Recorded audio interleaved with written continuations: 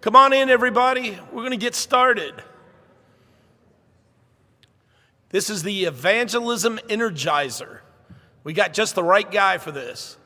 I said yesterday, if you went to Webster's Dictionary and looked at the word evangelism, you'd see a picture of John Orr. You know, this guy, he eats, drinks, and sleeps evangelism. I'm going to turn it over to John. Take us on the Evangelism Energizer journey. We're ready.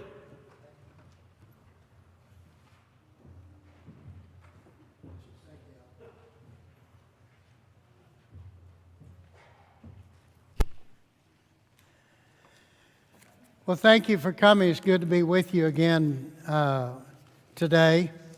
I hope all of you got one of these. If anyone didn't get one, please raise your hand. Okay, here's some up here, Jonathan.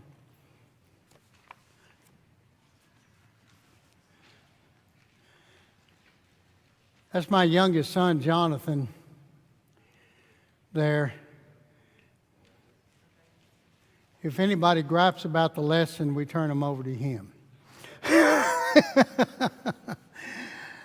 No, we really thank you for this opportunity to be with you. Before we begin, let's go to our Heavenly Father in prayer. Our God and Father, we thank you so much for this day.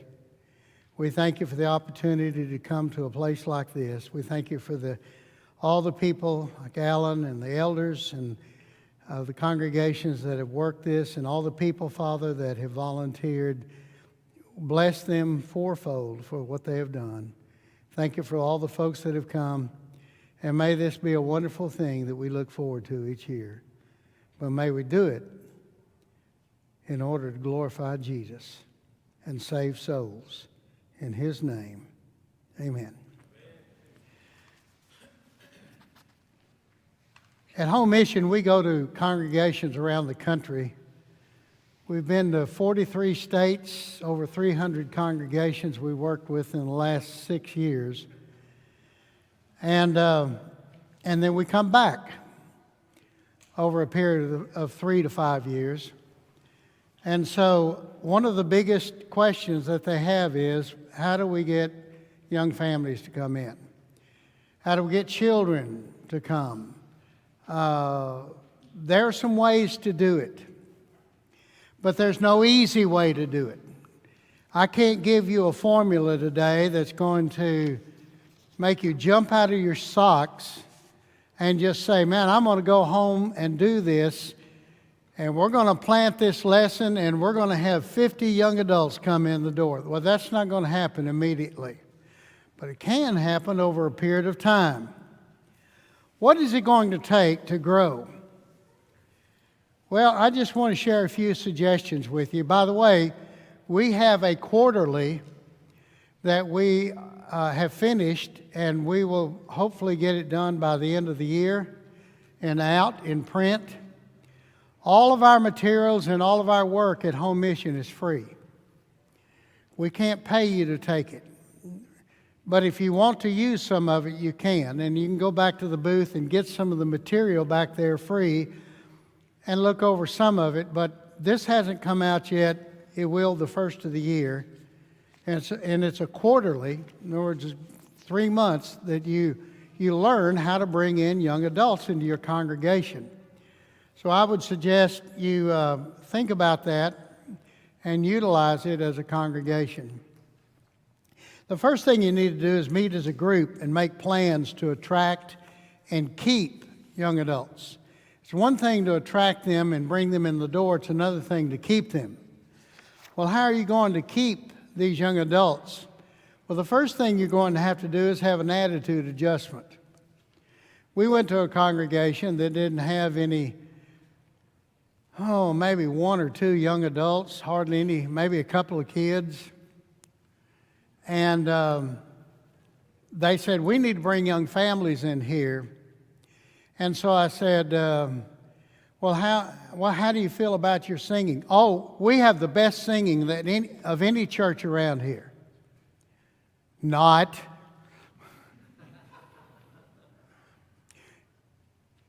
I mean, in fact, it sounded like a mortuary.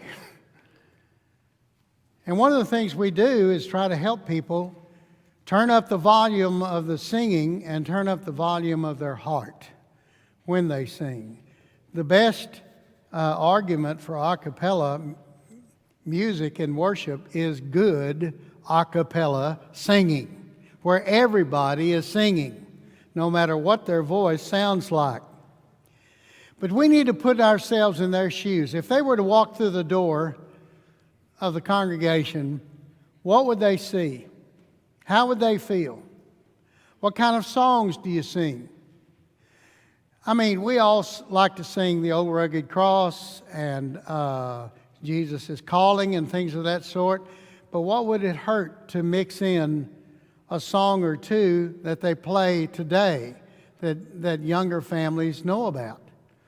It wouldn't hurt the song leader to learn a couple of those and mix them in with some of the others. You'll impress the young families. I love some of these songs that are coming out today that are praise and worship songs, and you can order from a cappella or Hallel or some others out there and learn some really good songs. And I'm glad, and they've deleted the boom booms, most of them have. I like that because I'm not a boom boom guy, but some people are. But it's just praise and worship. It's great, beautiful songs, praising the Lord. And so learn a couple of those, or at least have one new one each time, and let people have time to learn it. But also put yourself in their shoes. You know, we've had all these speakers about postmodernism, millennials, Generation X, Generation Z, all this kind of stuff. You know something? Young families are young families. I don't care what age they're in. In the 90s, it was a new age. This is the 90s. And people in the 90s think differently than the people from the 70s. Well, people from the 70s thought different than the people from the 50s. We all go through this cycle of being young people, young families, middle age, old, and dead. So we all go through those cycles in life. It just happens. But there are some things, if you'll do some attitude adjustment and put yourself in their shoes, what would you feel like when you were a young person? And don't say that, we kept our kids quiet the whole time. What did you do? Drug them? People say, we got to do something for the kids. Well, I had one guy told me, he says, we never worried about our kids, and we never had a youth group, and we did just fine. Yeah, they were down to about 20. So you have to be thinking and putting yourself in their shoes. They are getting bombarded with some things that I didn't get bombarded with as a young parent. And there are some horrible, deviant behaviors that are being pushed down the throat of our young people to accept. But you know something? If you are positive with these people, and we'll talk about in just a minute what they really need, and if you are honest with these people and loving with these people, and you can get them into the Word to study, you can overcome deviant behavior. What attitude do we need to have?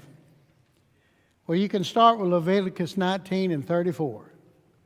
The stranger who dwells among you, shall be to you as one born among you, and you shall love him as yourself. You were strangers in the land of Egypt. I am the Lord your God. What does brotherly love mean? Well, the word brother means from the same womb. If we treat someone and they come in and they're a young family, then we need to look at them as one of our, if you're old like me or older than me, or you're older than dirt, you can look at them as your grandchild or your great-grandchildren. And if they're your children, grandchildren, or great-grandchildren, and you treat them like that, then you're going to be close to them. What do? Do you not speak to them? Well, people say, well, we're a friendly congregation. Yeah, most congregations are friendly to each other, but not to outsiders.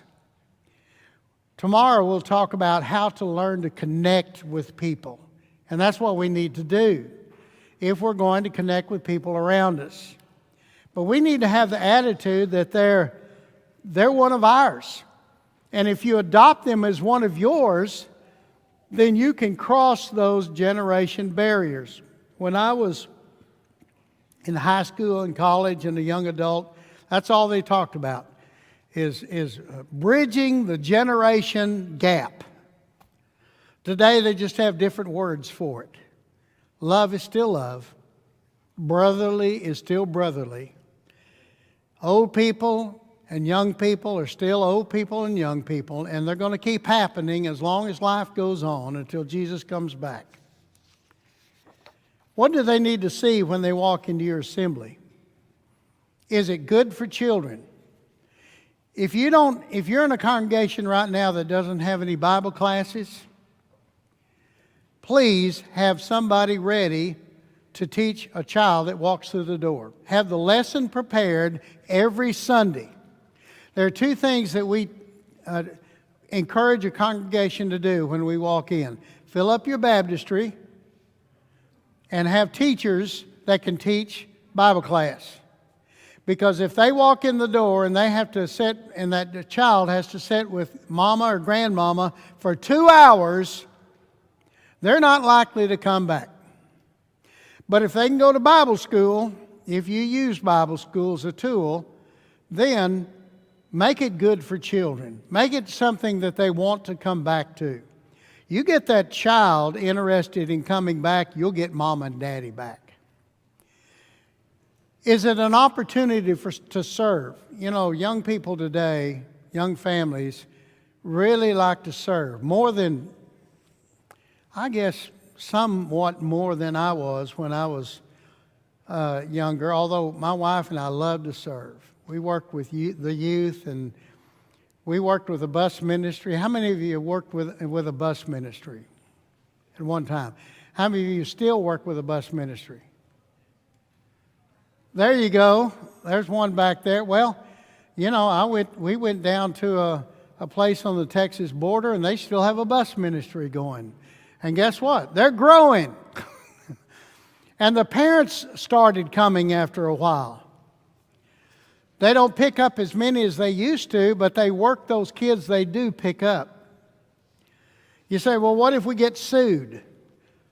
That's what you have 501c3 protection for. Songs they recognize. We talked about that just a moment ago. Now, they all recognize Amazing Grace, but they also recognize the rest of what goes with Amazing Grace, because there's an addendum that's just come out recently. Another addendum that's come out with Just As I Am. Beautiful, isn't it? And so let them hear some of that stuff. And do you really love people? Now, you don't have to go and drool all over them, but you can go up to them, talk to them, listen to them, and invite them to go eat with you afterwards. If you don't have the money to take them to J. Alexander's, and who does, then you can take them to Welcome to CC's. That's where we used to take young families, because most young families don't know any better. And so... And the kids like CC's, and they got little game machines in there, so we'd take them to CC's. Advertise on Facebook that you love young families. Even Google has a way that you can advertise if you'll look into it. I don't care what you think about Facebook and Google. I'm not a huge fan of them, but right now that's the best opportunity we have to reach people. And you can reach a lot of people in your town and even boost it with $20. We love young families. We need you to come and be a part of this church and help us grow. Beg young families to come. And when they come, make them glad that they came. Also, get you some signage. Use a marquee. Some of you have marquees. Keep it up. Don't let letters drop out on the ground and people have to guess what it once said 10 years ago. One church that we went to in Iowa said, "I love the West Side Church of Christ," on those bandit signs, 11 by 17. And they all put them up in all the people's yards, all the members' yards. And then they had some left over, so we came and they showed us their signs and they were so proud of it. And they said, "Where are we going to put the rest of the signs?" I said, "You've got some people that haven't come to church in a while, don't you?" They said, "Yes." I said, "Go and put it in their yard." They did. Every time they come back, they see that sign, "I love the West Side Church of Christ." And you know, a lot of them came back. Or you might want to get a custom-made banner. One of those pull-up 8-foot banners. You've seen them all over the place if you've been around to the vendors. Get you one of those and put it outside. Or get one that goes across. We love families. We love kids. And or God loves kids. Or Jesus wants us, or Jesus wants young families to come here. Playground equipment, a basketball goal. You say, "Well, that's not a place for the Lord's church." Well, that building is not the Lord's church. You may have different ideas about that, but you know where that came from? It came from this word in the Greek, kuriakos, which just means the Lord's possession of. And it started being, when they started building buildings in the early church, that's what they called it, the kuriakos. Well, later it came down in English, in German translated kirks, and in Scotland, kirk, and in England, church. So the church is just a building. The building is not the church. It's just a facility we use, and we don't use it enough, do we? We ought to be using it every single day. If a business operated the same way a church did, they wouldn't be in business very long. So playground equipment says, "We like kids." Well, what if they get hurt? Well, so what? You've got insurance. Well, if we have a basketball goal, we might have some undesirables come and play on it. Well, you go out there and play with those undesirables. You can get them to come to worship with you. And then make up brochures, and I'll talk about that more in a minute. Business cards. We love you. Things that will attract people that are positive. Oh, 5 minutes. Okay.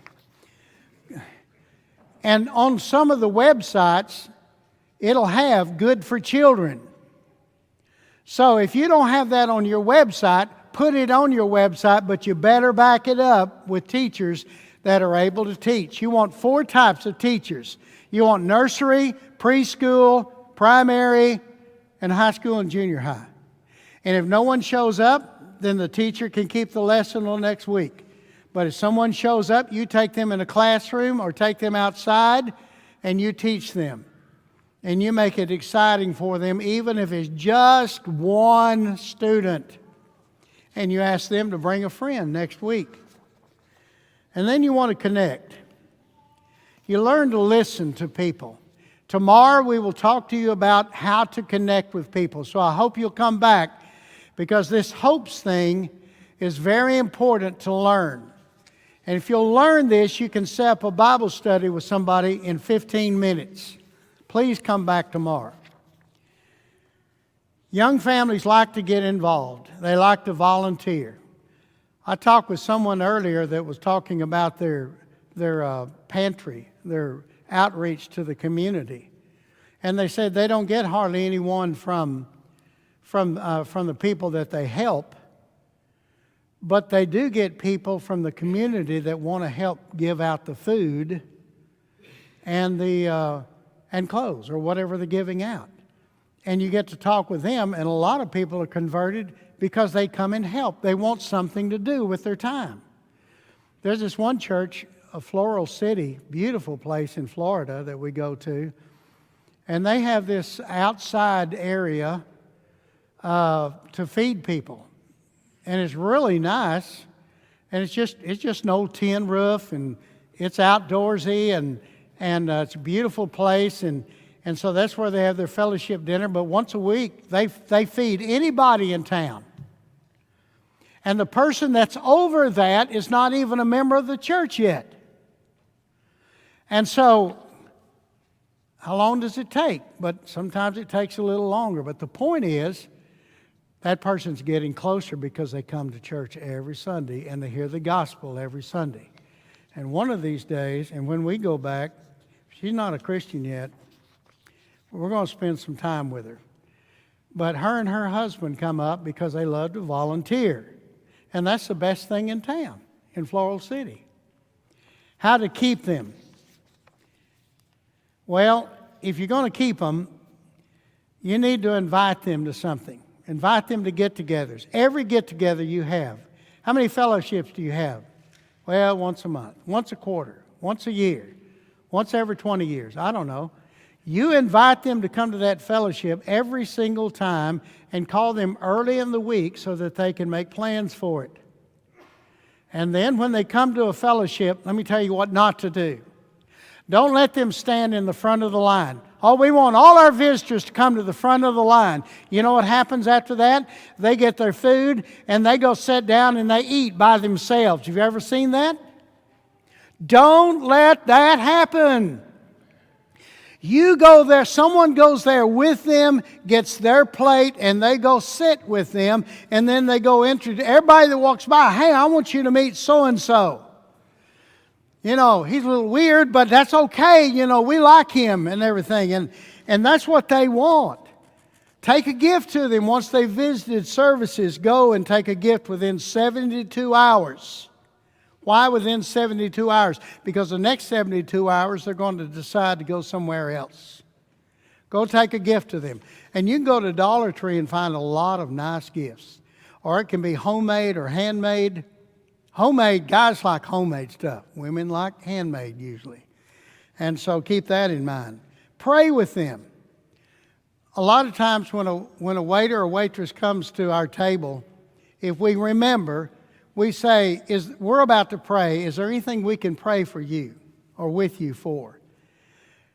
And sometimes I've seen them break down in tears. My mother's dying. Would you please pray for her? And then before we leave, we get their information and ask them to come and worship with us Sunday. And spend time with their kids. How many kids move around to someplace unknown and don't have grandparents that live there? We're such a more of a mobile society. Help them to feel safe when they come. Make sure they know that people are there to protect them. And give them what they need the most. Jesus said, sanctify them through thy truth. Thy word is truth. That's what they need.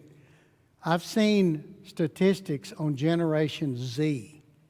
And Generation Z are looking for places that are more peaceful and places where preachers preach expository sermons. So if you're a preacher and you want to get up there and preach the 10 ways, that 10 things to know about angels, or the 20 ways to come in the front door, or the 50 reasons that you don't need to dance. Use expository sermons. It comes right out of the Word. There's much more power in the Word than there is in you and me. And ways to attract young families. Well, we gave you something to look over, some ways to attract kids, ways to attract young families that you can look over. And then we also gave you a brochure. And I messed this up. But anyway, we gave you a brochure. On the back of that, 12 reasons the Church of Christ is right for your family. Now, the reason we didn't make up the brochure is because we want you to create your own brochure with your own information, make you a trifold, and go out and hand it out to everybody that you see. And these are good ways. Some of them, Churches of Christ, have one of the lowest divorce rates of any religious organization. That's a pretty good reason to go, isn't it? We teach your children the Bible. The Church of Christ is unique. We're neither Catholic, denominational, or non-denominational. We are what? Pre-denominational. Since they stole our non-denominational, I tell people we are pre-denominational. The Lord's Supper is used every day. There's a lot of things. So get creative, create your own brochure, hand it out in the community, have a picture of a family. If you don't have a family in the church, then find one on the internet and get the copyright okay for it. And then put it on the front of your brochure. It's better to have a family because they'll come in and say, "Where's this family?" Well, they're the dummy family we use. Well, no, they'd like to see your family there. I'm out of time, but folks, if you'll work on this, you can get young families to come. And once you get one, if you'll just work and make it a go, if you don't have any young families, make it a go to get just one in the rest of this year, just one. And then one will lead to two, because they'll go out and invite their friends. And then you get some kids to come in. You do a Polar Express in December. If you don't know what a Polar Express is, we'll tell you at Home Mission booth. It's a great way to get kids to come in. All kinds of things. Thank you. One more thing. If I'm going to be the Energizer Bunny or whatever, we got to finish with this song. Lead me to some soul today, or teach me, Lord, just what to say. Friends of mine are lost in sin and cannot find their way. You there are who seem to care, and you there are who pray. Melt my heart and fill my life. Give me one soul today. Thank you and God bless.